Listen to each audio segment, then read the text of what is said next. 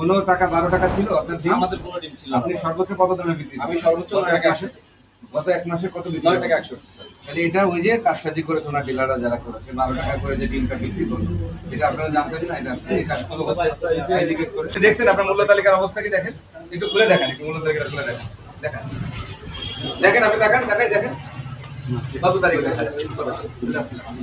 কত তারিখ দেয় এটা? তারিখটা কোথায়? 29/1/24। আপনি এখানে আমার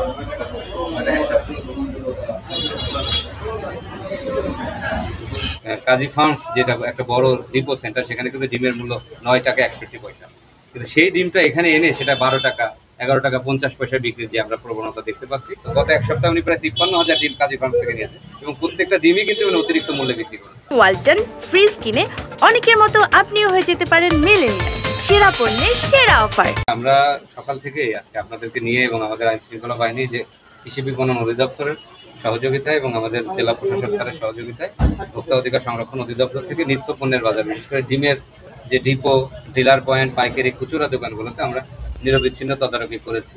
আপনারা দেখেছেন যে ডিমের কাজী ফার্মস যেটা একটা বড় ডিপো সেন্টার, সেখানে কিন্তু ডিমের মূল্য 9 টাকা 61 পয়সা, কিন্তু সেই ডিমটা এখানে এনে সেটা 12 টাকা 11 টাকা 50 পয়সা বিক্রির যে আমরা প্রবণতা দেখতে পাচ্ছি।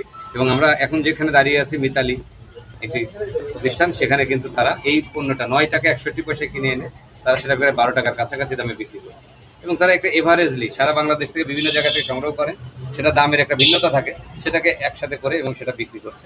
তো আমরা এখানে বিশেষভাবে নির্দেশনা দিচ্ছি যে যে প্রতিষ্ঠানের মূল্যটা সেই প্রতিষ্ঠানের সেই বিক্রি করতে হবে এবং অন্য প্রতিষ্ঠানের মূল্য যেটা সেটার সাথে সে যৌক্তিক মূল্য বিক্রি করবে।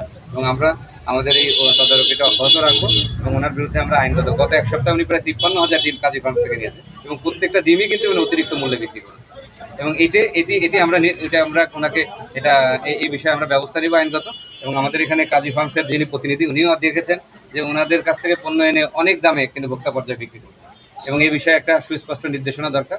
কাজী ফার্মসের আলাদা একটা মূল্য তালিকা থাকা দরকার।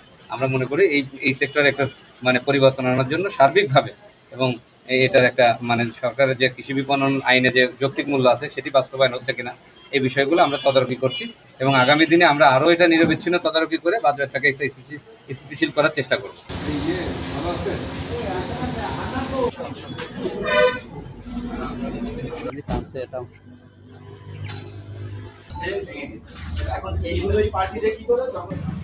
আপনি অতিরিক্ত মূল্য নিচ্ছেন কার কাছে? আপনি একটা ডিম দাম 8 টাকা, সেটাকে আপনি